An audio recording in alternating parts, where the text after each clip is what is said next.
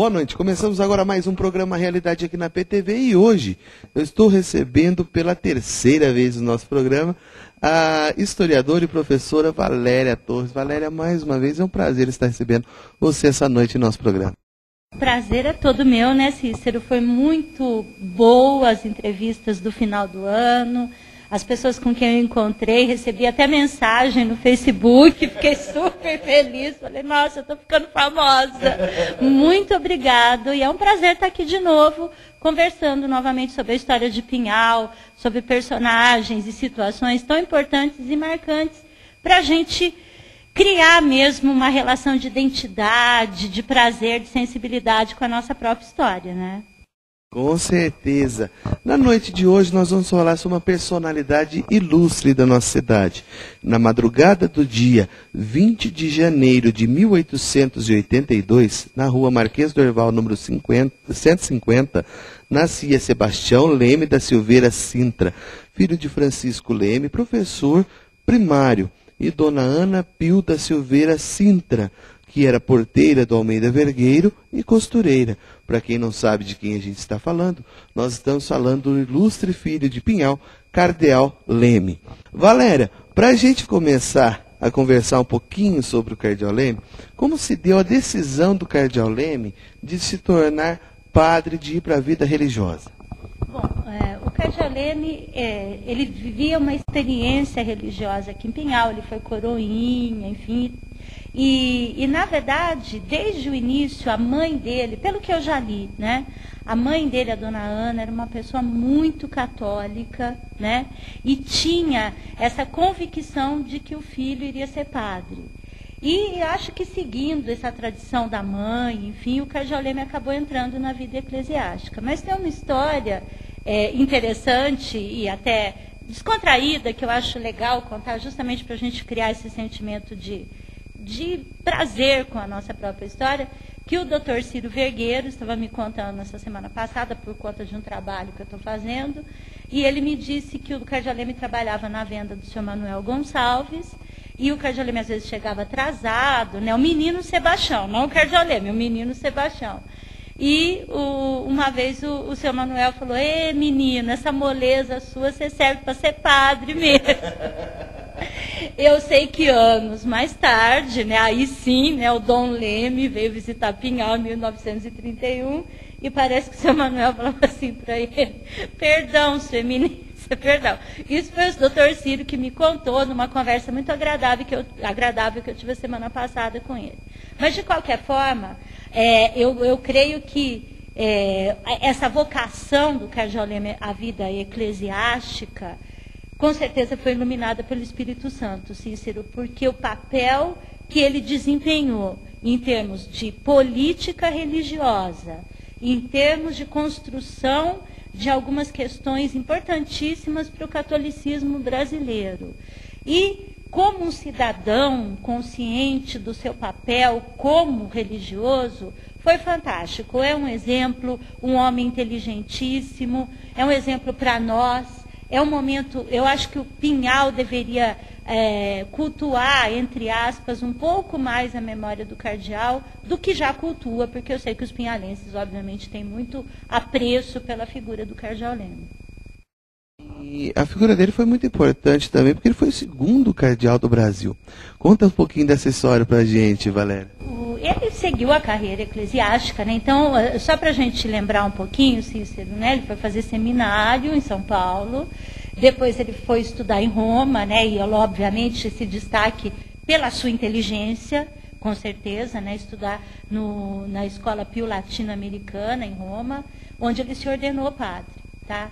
E, na verdade, a presença em Roma, os contatos, quando ele retorna ao Brasil, ele se torna arcebispo, primeiro de Olinda e Recife, um lugar que ele desempenhou um papel fantástico de preocupação com o patrimônio, não só o patrimônio eclesiástico. Eu ia trazer para você, acabei esquecendo, mas uma outra oportunidade eu te trago, um livreto que o Cardeal Leme escreveu sobre as preocupações com o patrimônio eclesiástico, né?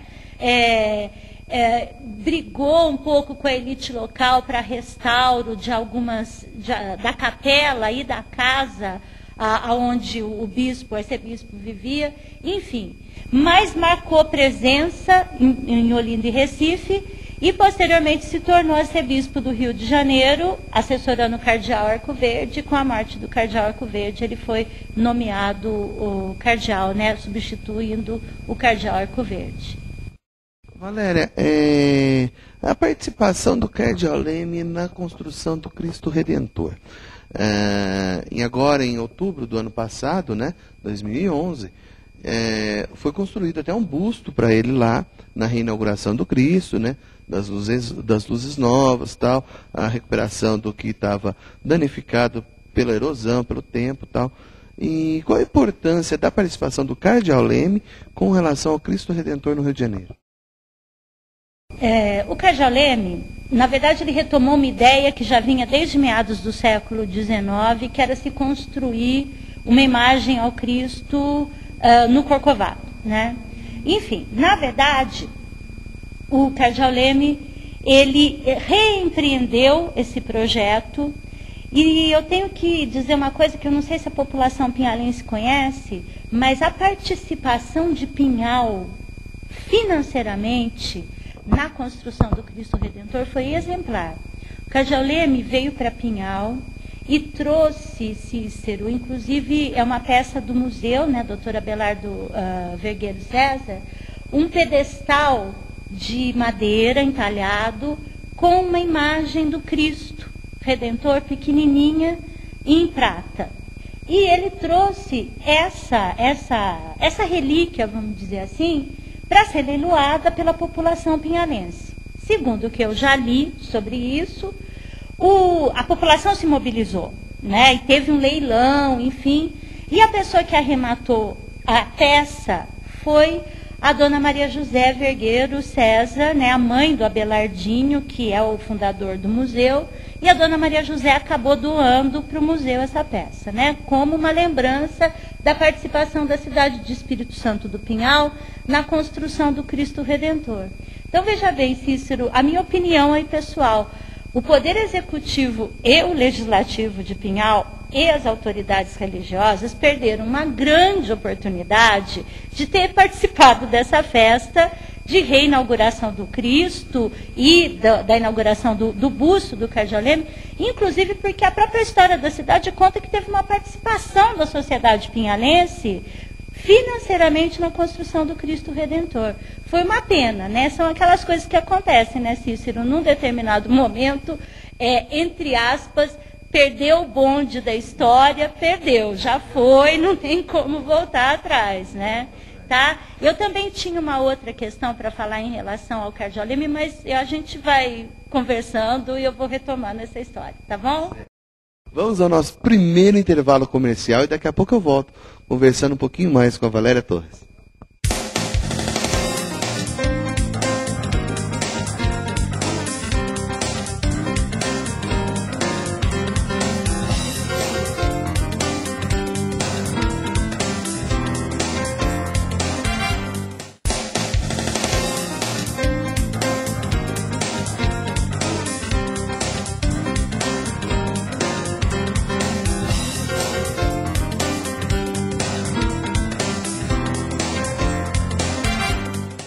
Voltamos para o nosso segundo bloco. Eu continuo conversando com a Valéria Torres. Valéria, quando o Jânio Quadros era governador de São Paulo e o doutor Carolino Mendes Silva, ele era presidente da Câmara, ele conseguiu, junto ao Jânio Quadros, uma verba para a construção da Casa da Cultura Cardeal Leme. Explica um pouquinho para a gente como se deu esse evento. Isso foi há uns 50 anos atrás, o Jânio nem era presidente ainda, mais de 50 anos. Eu sei essa história contada pelos familiares do Dr. Carolino. Mas, de qualquer forma, houve essa intenção da construção de uma Casa da Cultura, né, em homenagem ao cardeal Leme, que seria um espaço não só para eventos religiosos, mas também para eventos civis, né, como seminários, eventos educacionais, enfim. o projeto era bem interessante. Por algumas questões políticas em São Paulo, o dinheiro acabou não vindo, né, e a ideia não se concretizou, mas o Dr. Carolino ele tinha a intenção de fazer uma semana Cardiolene que tivesse dimensões culturais e uma repercussão nacional. Uma pena, né? Nós estávamos falando no bloco anterior a respeito de perder essa possibilidade de ter participado um pouco mais incisivamente da reinauguração do Cristo e do busto, né, do Cardeal Leme no Rio de Janeiro. E, infelizmente, naquele período também, Cícero, né, se perdeu uma oportunidade, e talvez o Dr. Carolino deva ter se empenhado, mas por outras questões não aconteceu nem a ideia da Semana Cardeal Leme, que poderia ter hoje para a cidade uma dimensão como a Semana Guiomar Novaes tem para São João da Boa Vista, a Flip para Paraty, enfim. E, na verdade, mais uma vez nós ficamos meio aleijados em relação à valorização do nosso patrimônio cultural, que é tão valioso, tão grande, tão incrível, né? Não só na figura do Cardeal Leme, Cícero, outras figuras aqui em Pinhal, que tiveram destaque internacional, que são pessoas que deixaram um legado cultural, intelectual extremamente importante. E, às vezes, o Cardeal Leme é o nome de uma escola, não estou desmerecendo, né? Mas assim, ninguém nem lembra tanto, a não ser a própria escola, que sempre está homenageando o seu patrono com muita propriedade, mas, enfim, Pinhal parece que não se agrega em torno dessas memórias, né? Que seria importante acontecer. Mas nunca é tarde, né, Valéria? Quem sabe aí surge ainda aí no futuro uma semana Cardeal Leme, né? Ontem comemoramos os 130 anos do seu nascimento. Quem sabe para um próximo ano, alguma coisa assim, no começo de janeiro, fazer uma semana que vá até o dia 20, dia 21, que o dia 20 é a data de nascimento dele, ou que comece no dia 20 e vá até algum 27, 28, alguma coisa por aí, fazendo uma semana de homenagens para ele, para mostrar para a população quem foi Cardeal Leme, talvez até com uma parceria com a Prefeitura do Rio, a Igreja Católica, alguma coisa assim que possa reviver, né, o Cardeal Leme na cidade. Exatamente, eu acho que essa é uma ideia extremamente interessante, né, principalmente e quando Pinhal está começando a dar áreas de quem quer se reestruturar do ponto de vista cultural. E eu acho bacana, porque uma semana desse porte, Cícero, pode se transformar a longo prazo numa fonte de renda para a própria cidade, né? Na área de prestação de serviços, enfim, de turismo, né? De participação de um seminário como a Flip, né? Que se transformou no seminário internacional, enfim. Eu acho que existe essa possibilidade. Eu gostaria muito que as autoridades ouvissem, acatassem, enfim, né, gostassem, comprassem essa ideia, de qualquer forma. Agora, a gente falando em relação a essa experiência do Cardeal Leme, como uma pessoa que tinha essa consciência de cidadão, eu acho que é tão importante a gente lembrar disso também, Cícero, porque o cardeal, ele era obviamente, né, ele é um cardeal. Ele tem toda a responsabilidade, né, de ser um representante da igreja abaixo do Papa, né? E ele realmente, o brilhantismo dele, Cícero, e as pessoas desconhecem um pouco essa história, em reaproximar a Igreja Católica do Estado brasileiro, foi impressionante. Eu não sei, eu tentei procurar para ver se tem alguém que já defendeu alguma tese de doutorado sobre isso, eu creio que não. Mas, eu não sei se dentro da igreja, porque eu não pesquisei tão a fundo assim, mas durante toda a Primeira República, de 1889 até 1930, o que nós temos é a separação radical da igreja com o Estado. Porque antes eram a mesma coisa, né? Até o período da monarquia. E o Cardeal Leme, com esse papel, essa postura de homem conciliador, de um homem que ouvia, um homem que procurava agregar as pessoas, durante a Revolução de 30, né, que não foi uma revolução comunista, nada disso, né, foi uma revolução burguesa, na verdade um golpe de Estado, de verdade foi um golpe de Estado, mas se mostrando como um grande conciliador que retirou o presidente Washington Luiz do Palácio do Catete, apaziguou os ânimos com Getúlio Vargas, que tinha cercado o Rio de Janeiro, né, levou o próprio Washington Luiz para o Forte de Copacabana, de lá para o exílio, enfim, e conciliou, evitou derramamento de sangue, né, um homem extremamente articulado, né? Quer dizer, esse ato do cardeal fez com que a Igreja Católica e o Estado brasileiro se reaproximassem. Não é à toa que o Getúlio se empenhou, amarrando a nossa história, na construção do Cristo Redentor, né? Que na verdade foi durante o governo de Getúlio, a inauguração do Cristo.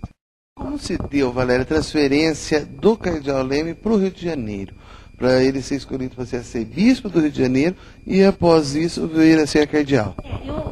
Também a gente falou no início, né, a grande articulação política dele, obviamente, não partidária, né, mas dentro da igreja, enfim.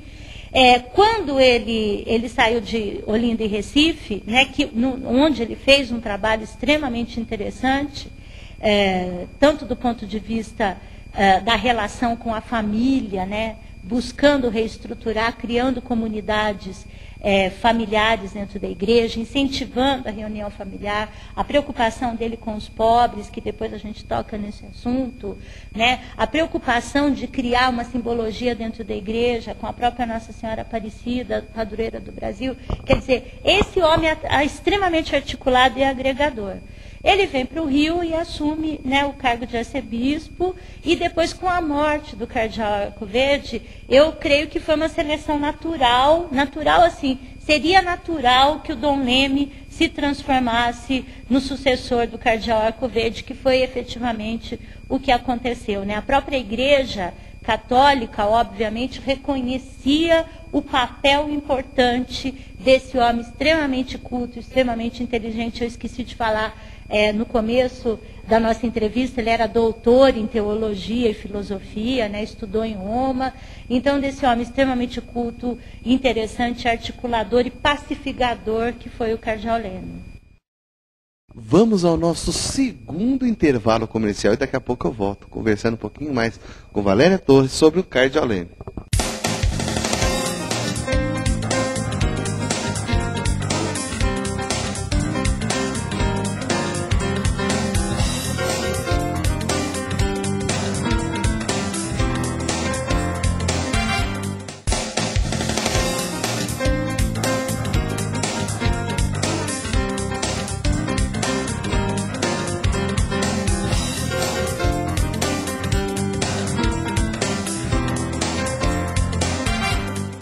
Voltamos para o nosso terceiro e último bloco. Continuo conversando com Valéria Torres sobre o ilustre cardeal Leme.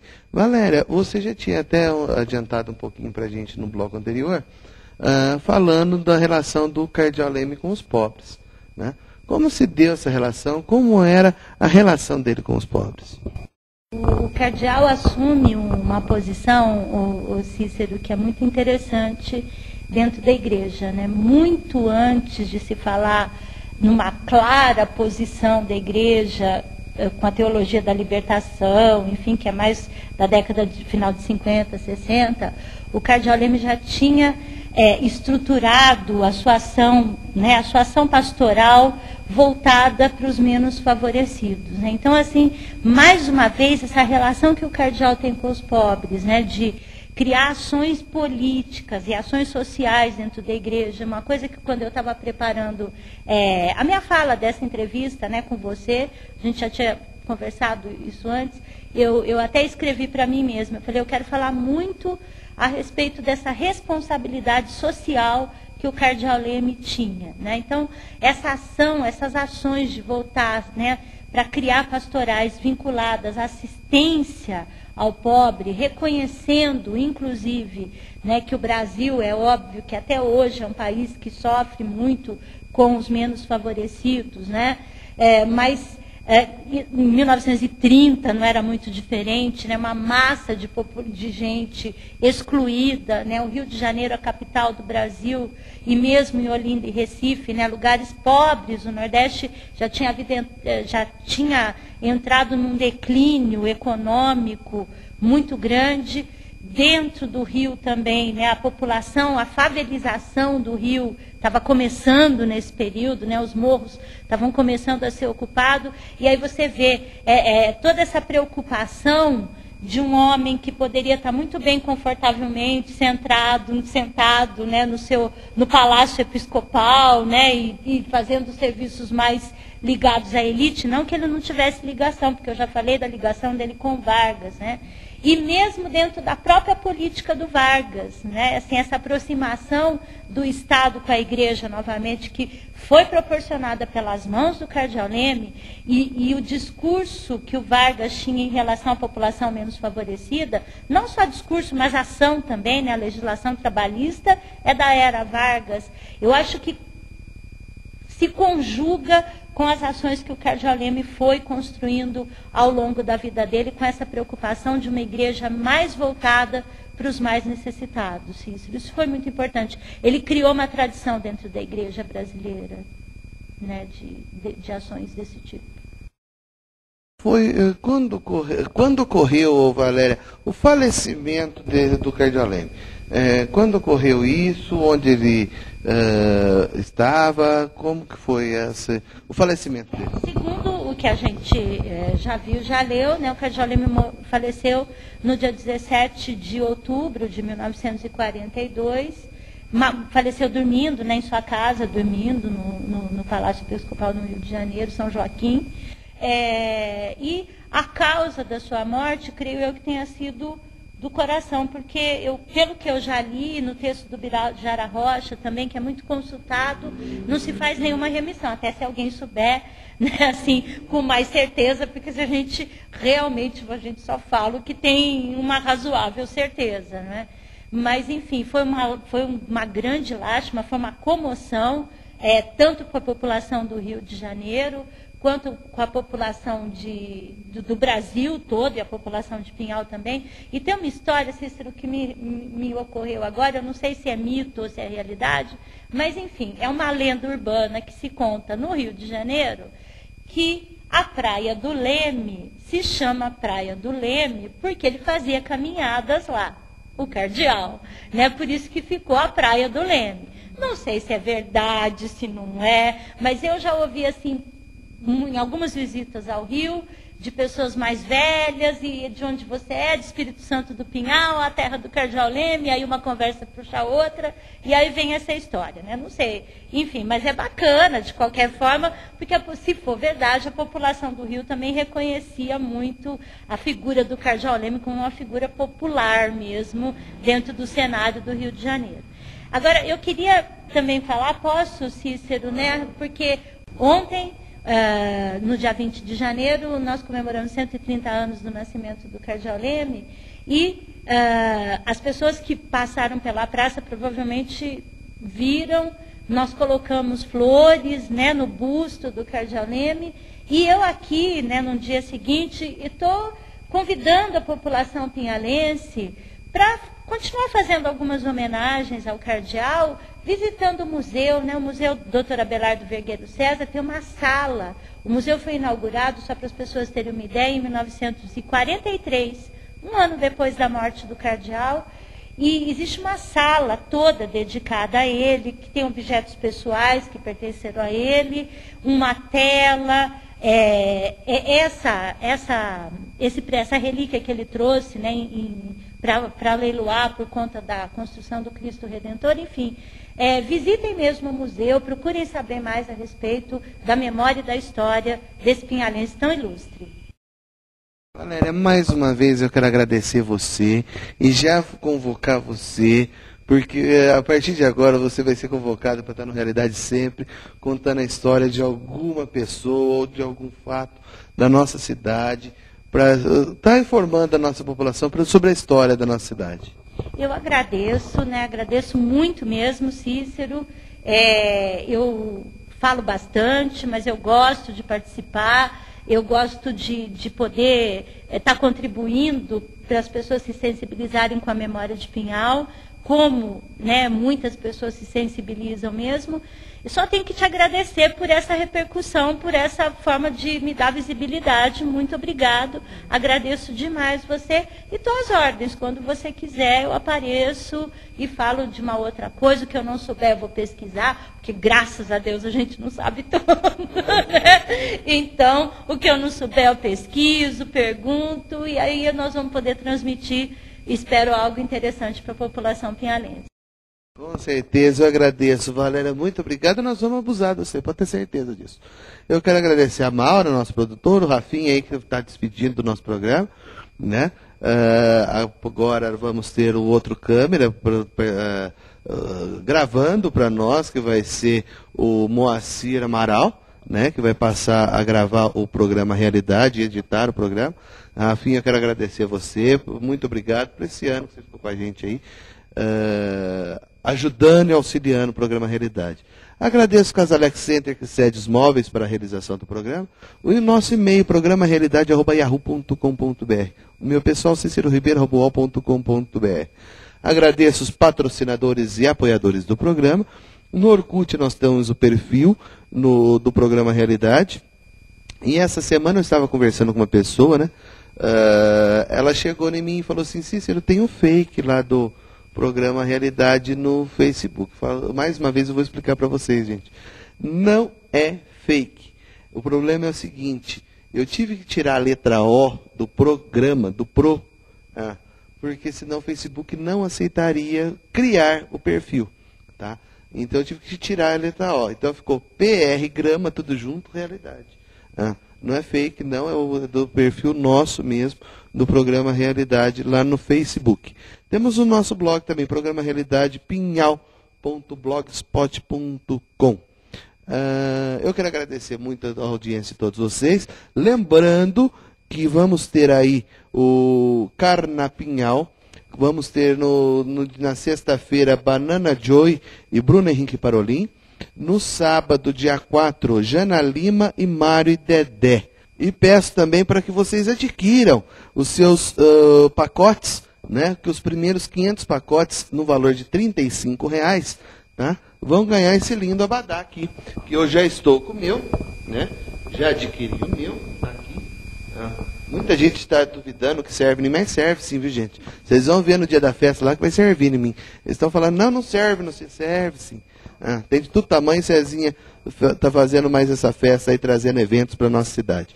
Lembrando vocês, os primeiros 500 pacotes ganham abadá, o valor de R$35. Avulso, R$20 por dia. O camarote, primeiro lote, para os 2 dias, R$70, por dia, R$40. Não perca essa oportunidade aí de ir lá prestigiar as festas de Pinhal, ficar aqui e não correr risco nas estradas aí durante a madrugada. Meu muito obrigado a todos vocês e até a semana que vem. E semana que vem tem a segunda entrevista com o secretário da Saúde aqui de Pinhal, tá? E na semana que vem vai falar sobre TI, um monte de tema importante para vocês. Então não perca, semana que vem, a segunda entrevista com o secretário da Saúde de Espírito Santo do Pinhal, Beto Ribeiro. Muito obrigado e até semana que vem.